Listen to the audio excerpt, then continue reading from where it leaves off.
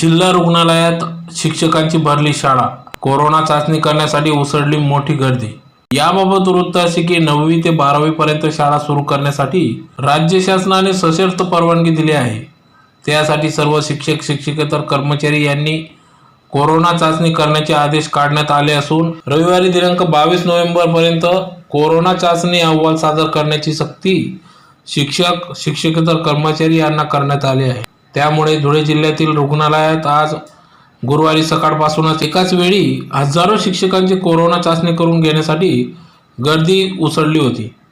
धुळे जिल्हा रुग्णालयात नाव नोंदणी केस पेपर घेण्यासाठी त्यानंतर प्रत्यक्ष चाचणीसाठी शिक्षक शिक्षकांच्या लांबच लांब रांगा लागल्याने जिल्हा रुग्णालयात यात्रेचे स्वरूप आले होते। शिक्षकांच्या या गर्दीमुळे शासनाचा संसर्ग रोखण्यासाठी लावण्यात आलेल्या अटींचा पूर्णपणे फज्जा उडालेला दिसून आला। शारीरिक अंतर यावेळेस दिसून आले नाही। शिक्षक मंडळी एकमेकांना ढकलाढकली करताना दिसून आले। अनेक शिक्षकांनी प्रशासकीय व्यवस्थेवरच याचे खापर फोडले। प्रशासनाने कोणतेही नियोजन केलेले नाही व 9वी ते 12वी पर्यंतच्या शिक्षकांना चाचणी करून घेण्याची गरज असताना प्राथमिक शाळांचे शिक्षक देखील या ठिकाणी चाचणी करून घेण्यासाठी गर्दी करीत आहेत।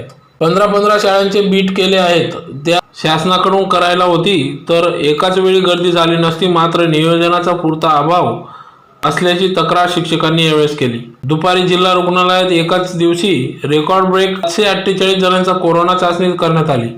आज गुरुवारी तर त्याहून जास्त शिक्षक आणि कर्मचाऱ्यांनी तपासणीसाठी गर्दी झाली होती।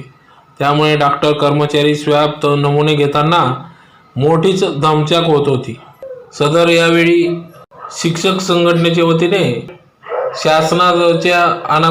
प्रशासनाच्या अनागोंदी कारभाराविरोधी शिक्षक संघटनेच्या वतीने नाराजी व्यक्त करण्यात आली।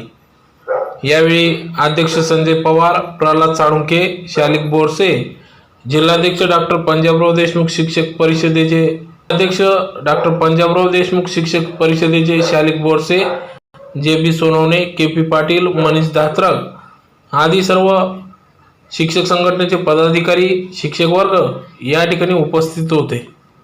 जे.बी. सोनवणे, के.पी. पाटील, मनीष धात्रक आदी सर्व शिक्षक संघटनेचे पदाधिकारी शिक्षक वर्ग या ठिकाणी उपस्थित होते।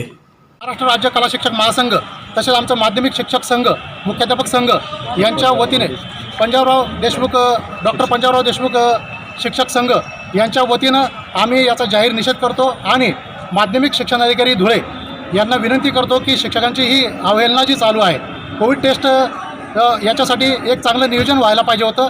आरोग्य विभाग आणि माध्यमिक शिक्षण विभाग यांचं या ठिकाणी एक चांगलं नियोजन किंवा समन्वयाचा अभाव म्हणावा असं या ठिकाणी मी जाहीर करतो आणि माननीय कलेक्टर साहेबांना विनंती करतो की या ठिकाणी शिक्षकांची जी काही अवहेलना होत आहे, कोविड टेस्ट ही फार आवश्यक आहे। शिक्षक याला विरोध करत नाही आहेत, कारण की शेवटी शिक्षक आणि विद्यार्थी यांचा संपर्क शाळेमध्ये होणार आहे, म्हणून ही टेस्ट प्रत्येक शिक्षकाची होणं गरजेचं आहे। परंतु ते प्रत्येक शाळेवरती जर यांनी त्या एरियामध्ये जाऊन शिक्षकांच्या जर आपण टेस्ट घेतल्या असत्या आणि त्याला एक सुविधाजनक एक चांगला प्रकार त्या ठिकाणी आढळला असता तर आम्ही त्याचं स्वागत केलं असतं। मात्र या ठिकाणी मी प्रल्हाद साळुंखे, महाराष्ट्र राज्य कला शिक्षक महासंघ प्रदेश सरचिटणीस या नात्याने मी आज सिव्हिल हॉस्पिटल धुळे या ठिकाणी भेट दिली। मात्र आज महाराष्ट्र शासनाच्या वतीनं तसेच आमच्या माध्यमिक शिक्षण विभाग जिल्हा परिषद धुळे यांच्या ढिसाळ कारभाराचा या ठिकाणी अतिशय पोरखळ आम्ही या ठिकाणी पाहिला। आज शासनाने 23 नोव्हेंबरपासून शाळा सुरू करण्याचं शेड्यूल पास केलेलं आहे। त्याच्या आधी 2 दिवस आधी शिक्षकांच्या कोविड टेस्ट व्हायला पाहिजेत याचं नियोजन शासनाकडे शून्य स्वरूपामध्ये आढळलं। सिव्हिल हॉस्पिटलमध्ये आज सोशल डिस्टन्सिंगचा पूर्ण फज्जा उडवून या ठिकाणी शिक्षकांची जी कोविड टेस्ट चालू आहे ती अतिशय भयानक आणि या ठिकाणी आम्ही पाहिले असेल बाहेर तुम्ही गर्दी बघा, अतिशय भयानक परिस्थिती शिक्षकांमध्ये। आता या ठिकाणी एखादा शिक्षक पॉझिटिव्ह असेल तर ते आता इतरांना आजार होण्याचा संसर्ग होण्याचा दाट शक्यता आहे। हे गांभीर्य शासनाने घ्यायला पाहिजे। जर आज शिक्षकच धोक्यात आहे तर विद्यार्थी उद्या शाळेमध्ये जे येणार आहेत, विद्यार्थी लहान असतात, त्यांना काही बाकीची समज नसते, तर ते सोशल डिस्टन्सिंग कसे पाळतील, म्हणून विद्यार्थ्यांनासुद्धा त्याची एक झळ बसणार आहे. म्हणून आमची एक विनंती आहे की संपूर्ण महाराष्ट्र शासनाच्या वतीनं या ज्या काही टेस्ट सेंटर दिलेले आहेत ते सेंटरची व्यवस्था वाढवायला पाहिजे, संख्या वाढवायला पाहिजे अशी आम्ही विनंती करत आहोत. म्हणून मीडियाच्या माध्यमातून तुम्ही आमची जी काही दखल घेतली म्हणून मी संपूर्ण मीडियाचा देखील आज या ठिकाणी आभार व्यक्त करतो. धन्यवाद. जय जय महाराष्ट्र. से डॉक्टर पंजाबराव देशमुख राष्ट्रीय शिक्षक परिषदेचा जिल्हाध्यक्ष तसेच कला शिक्षक महासंघ मला त्यांचं काहीच देऊ नका.